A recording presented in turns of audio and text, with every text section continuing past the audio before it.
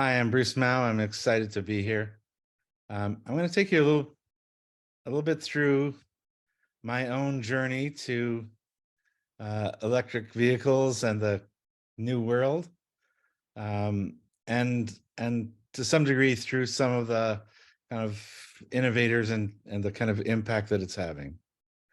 I was born in Northern Ontario. I grew up on a farm outside of a mining town called Sudbury.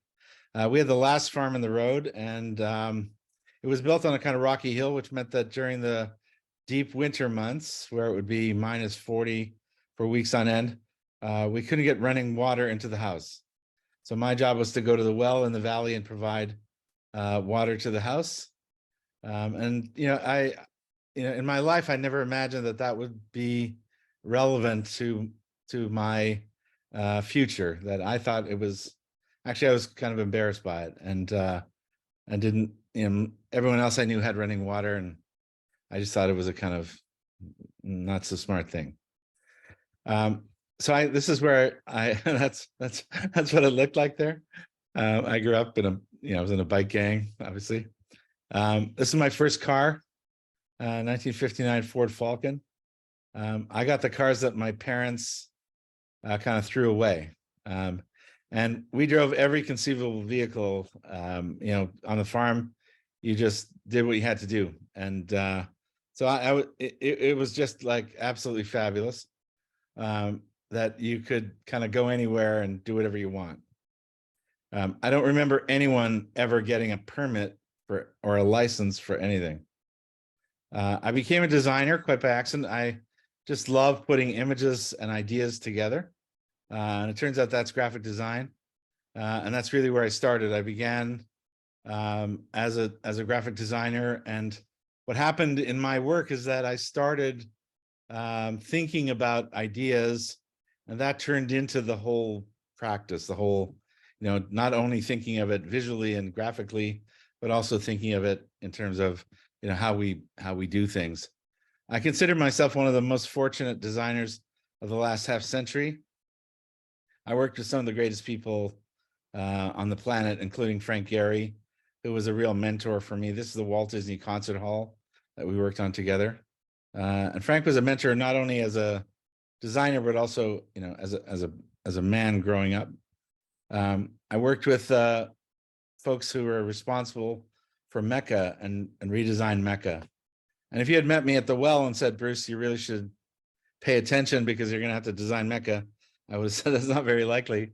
But that is what happened. It was an extraordinary project. They wanted a 10-year plan, really, to kind of change the design of Mecca because they were having terrible accidents, terrible crashes. There's so many people coming that the year before we did the work, they had 800 people die in a crash.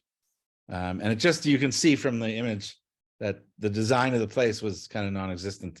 They allowed for development right up against the mosque. And so we instead of doing a 10-year plan, we said, look, it's Mecca, let's do a 1,000-year plan and really think long-term. If we do that, we'll have to design an open system that will allow for evolving and developing technologies that we don't currently know about yet. And that turned out to be the best thing we could have done. In my work, I became an author. I didn't really have a vision to do that, but I needed to do research, and to do research, I had to write, and that became a kind of a big part of our work. This is the first thing that I published. It was called An Incomplete Manifesto for Growth. And it was really about how do we sustain a creative life. It's easy to be a hot designer for a season or for a couple of years, but it's a whole other thing to develop a really profound creative practice that stays relevant over your whole lifetime. And that's really what I've been focused on for a long time. About almost 20 years ago now, in a couple of years it'll be 20 years, we did a project called Massive Change. And the back cover really says it best. It's not about the world of design. It's about the design of the world. It's about our ability to shape the world that we live in. And what we realize is that we live a designed life. We live inside of a designed envelope. We live in designed environments. We communicate with designed interfaces. We feed ourselves. We We experience the world through design, and everything we do is really a designed outcome. And that insight meant that if we've designed it, we can redesign it. So if it's not performing how we want, we can make it better. And that, in fact, it should be much more, much higher on our kind of list of things to think about, because it's so profound to how we live and the kind of definition of our life. We introduced the concept of design economies, the regions of your life that are being transformed by these new capacities. And we looked at energy, at urban, at movement. These are all design economies. And when you put those together, you realize that there's a new kind of design ecosystem evolving that we're reimagining in a really profound way. So this was the energy economy. And you can see on that map that shows the highest concentration of solar income. And many of those places are the poorest in the world. So the people who are the poorest are the richest in terms of solar. And so you have this kind of quite interesting new kind of balance emerging. We looked at the design of movement itself, that we will enable sustainable mobility. And when we did that, I expected I would find a lot of controversy. I thought, we're going to get people who really say, forget about it. We're not going there. No need to. We didn't. Even the people who were intending to make a killing selling, gas guzzling SUVs didn't think it was the future. They just thought they could make a killing. They didn't think, oh, this is actually how we're going to live in the future. They knew that it was over, that it was just a matter of time, and that they had an opportunity. But they knew that what we were going to do was actually articulated here, that we are going to produce a kind of maximum freedom of movement with minimum impact, fewer resources, lower cost, less environmental impact. That's really what this is all about. And we're going to do it in a lot of different ways. Now, this was, as I say, almost 20 years ago. A little car in the image is a Riva from India. It's a beautiful little city runabout car, all electric, almost 20 years ago. And it was, people loved it. I mean, we had electronic alarms on the cars. They went off the entire show. We had to physically remove people from the cars to say it's not a car show, it's a design show. They wanted to do it. This is another car that we showed that also had a super radical idea. This was actually a project by Bill Ford, and it's a project for what he called the disassembly line. So this is a car that is designed to come apart as easily as it goes together. Right? Almost all of our design is about putting the car together. We have no concern with how it comes apart. And he said, in the future, we're going to drive the car out of the factory. We're going to use it for as long as we need it, or as long as it performs. And then we're going to bring it in the other side of the factory, and it's going to come in and come apart into its constituent elements. And some of those things are going to become new material. Some of those things are going to become new energy, and some of those things are going to be reused in future cars. We looked at the work of Dean Kamen, who was also changing dramatically movement in a kind of urban context. So he designed, in the middle there is his wheelchair that climbs stairs, that fundamentally changes the experience of movement for people in wheelchairs. That was the kind of medical application. He then used that technology to create the Segway. And the two sketches on either side are actually Segway sketches. The most important thing that I want you to see in all this thinking is actually to stop thinking in monocultures, to stop thinking that there is a solution. We're so inclined to a solution that we keep thinking that there's going to be another one. That we had the internal combustion engine. So what's the next thing?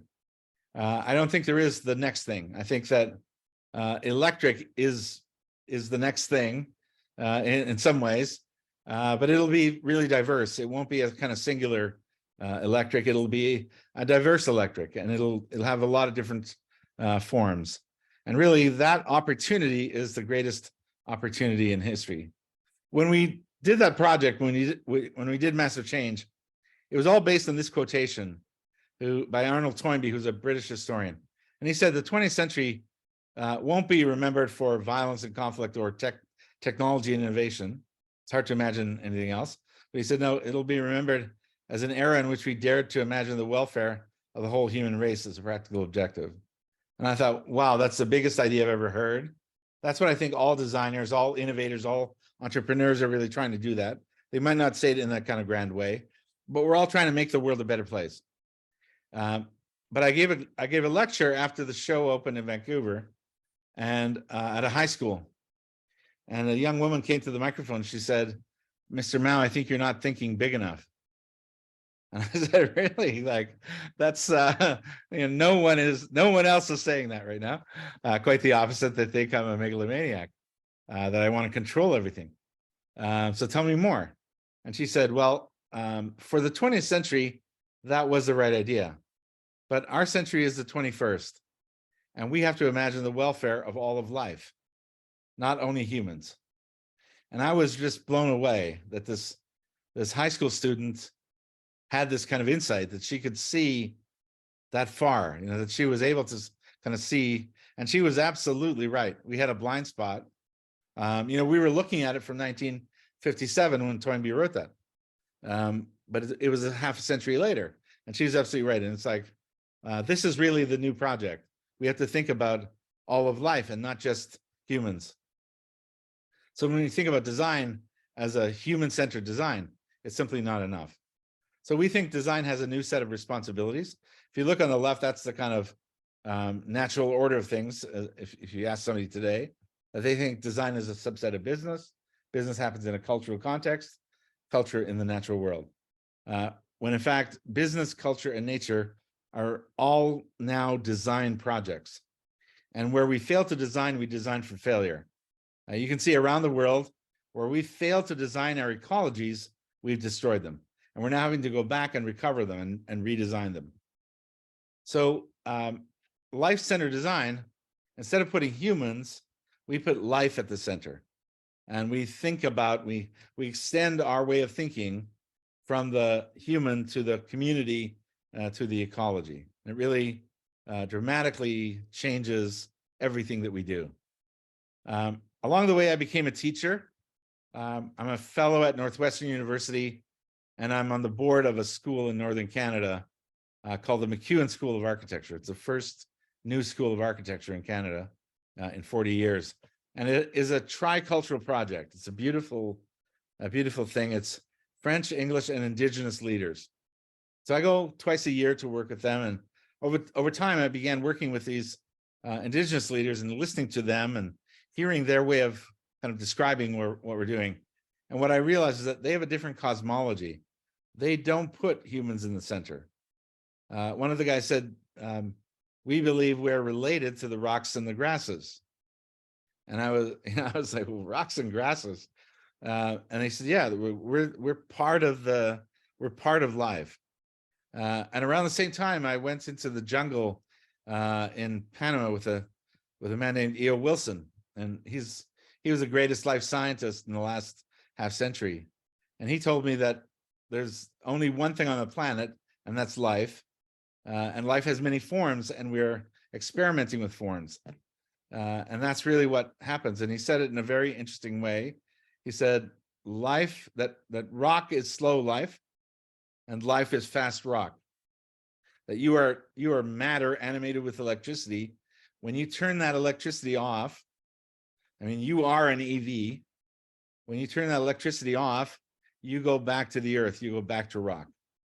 And I thought, wow, here I am, the greatest life scientist in the world today is telling me the same story that my Indigenous leaders are telling me.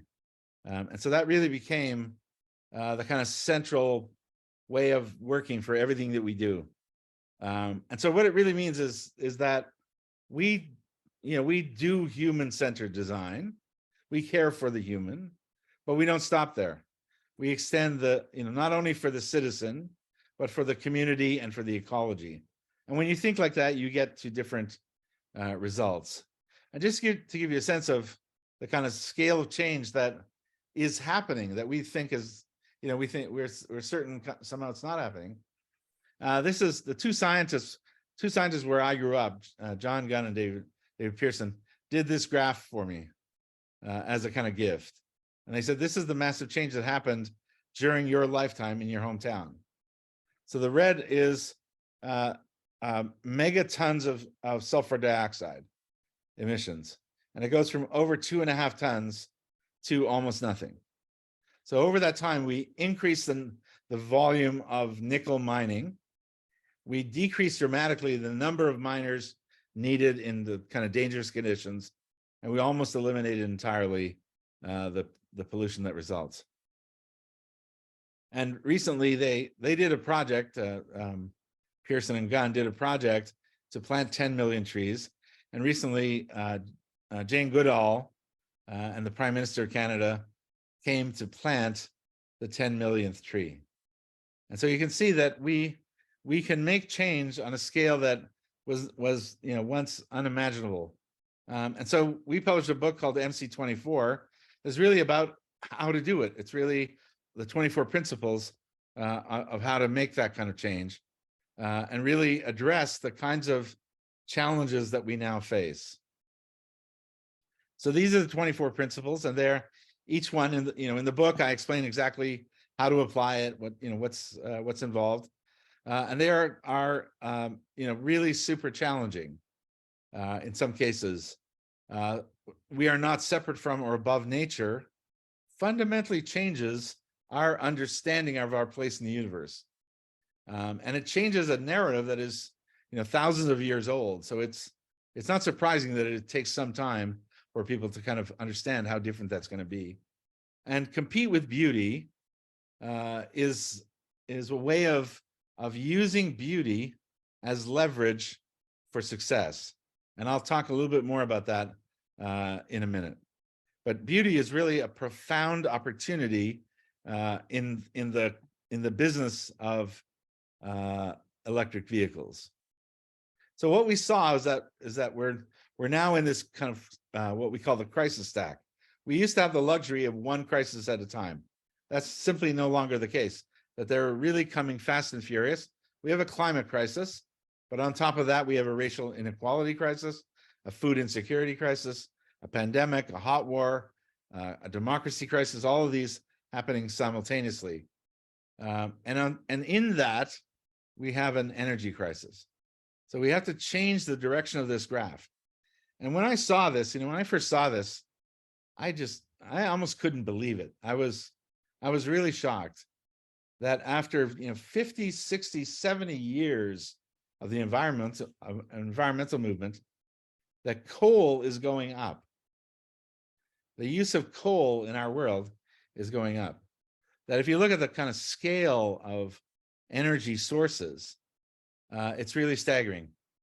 And we have to, if we're going to meet the goals that we've set to try to keep the environment within some kind of controllable limit, we're going to have to reverse this diagram in a really profound way. And when I look at that, I think that's simply not possible. I find it hard to believe that we could do it. But then I think about what is happening in the exponential culture that we're living in. We're living through an exponential universe. And, I think about AI and how long we talked about that and saw almost no results. It was nothing, nothing, nothing, nothing, nothing. And then over the weekend, you could do anything. So the folks in the studio asked the ChatGPT to make me a character in a Pixar movie. And they did this in seconds.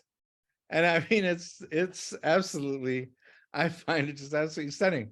The library, the scarf, the beard. I mean, it's amazing. And it's amazing to me how quickly it happened. It was really nothing then everything.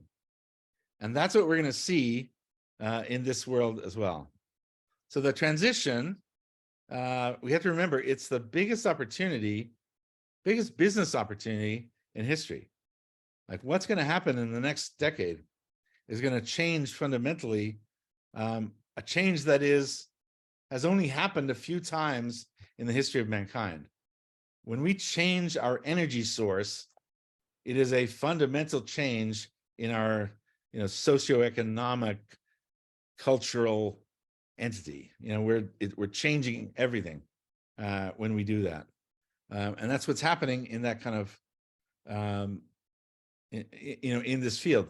So we're in a situation where the early adopters are going to have such an advantage in being positioned with knowledge, with assets, with a kind of position in that world that will be very, very difficult to recover if you don't have it. And it's going to happen sooner than we realize. By the time a 10-year-old today is 17, 60% of all vehicles produced will be electric, which is only, that's a 7-year window, which is, really nothing. So we really believe that that the people who are able to innovate early will thrive during that transition to clean energy. And one of the people that we study is Jeffrey Moore and his work on crossing the chasm. And he talks about how the innovators do, and the early adopters mostly do exactly the wrong thing to get the rest of us across that gap. Because for people like us, people in this room, we're excited when we hear massive change. We get excited when we hear, electric vehicle, and all the things that are happening now. We get excited. Most people hold their wallet and back out of the room. That's what's happening, and they want to be really careful about what they're getting involved with, and so they're holding back, hoping that things get settled, and then they will find a way in. So that for me is really a kind of super important thing for the innovators to understand, to say, how do we make this easy? How do we make this compelling? And there are some really compelling reasons. We have an electric vehicle, and I tell you that the kind of experience has been game changing. More convenient to maintain, without a doubt. More economical to own, without a doubt. Less impact on the environment, no doubt. Enhanced driving experience, beauty, and this is where the compete with beauty really comes in. Right? So I became, as I said, an EV owner. We are Tesla owner number 1433, which is not really super early, but pretty early nonetheless. And we had an experience where there was a story in the news. One of the Teslas had been driving on the freeway. It hit something on the freeway, and it damaged the battery, and it caught fire. And so there was a lot of press. There's the cars are burning, and of course, Elon wrote a letter saying, look, it was one of, I forget how many, like 36,000 car fires that year. I'm not sure what the number was. It was a lot. And he said, but this car actually told the driver to pull over and get out of the car, so that they're not hurt before the fire damaged them. But what was really amazing was that we got a letter saying, or a notice, and an email saying, leave your car plugged in tonight because we're going to change some of the car. And they altered the transmission, the suspension, and in the morning the car was a few inches higher. And I just thought, wow, like we had our car serviced in our garage while we were sleeping. And that's really the new world. No one saw that coming. Like, that's a new world that happened overnight, and in our case, literally overnight. And so that kind of that opportunity, I think, is really one of the greatest opportunities in history. And when I look at what Tesla did, I have a friend in Canada who's a car collector, and he got the Roadster, one of the first few hundred cars by Tesla. And he said, since I got the Tesla, I never touched the Ferrari. And I thought, wow, that's how we're going to win. Like that, we're not, if Tesla had made a clunky, some clunky vehicle that had amazing technology, but wasn't really beautiful, we probably never would have heard of it. Instead, they made the hottest car in the world, and it's it's a game changer. And I think that idea of beauty has to be part of our future. So there are 5 ways for you to engage in the next 48 hours at the Expo to get kind of deep into this world. So the first is to test drive an EV. And it really is a kind of amazing experience.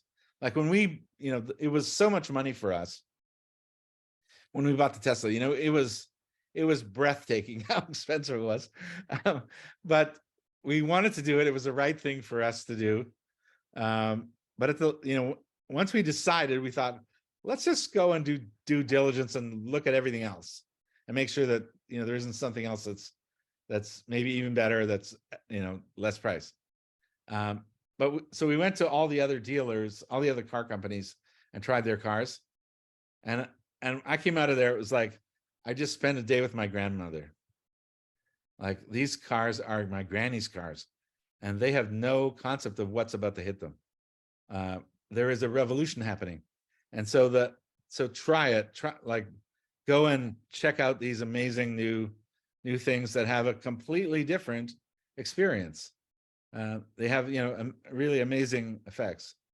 Attend a session. There's, I guess, 25 or so that are happening, or more. I'm not sure how many there are, but there's a lot. And, I think about, I often think, like, if we just closed the door right now and said, let's all start a business with the people in this room, I don't think there is anything we couldn't accomplish.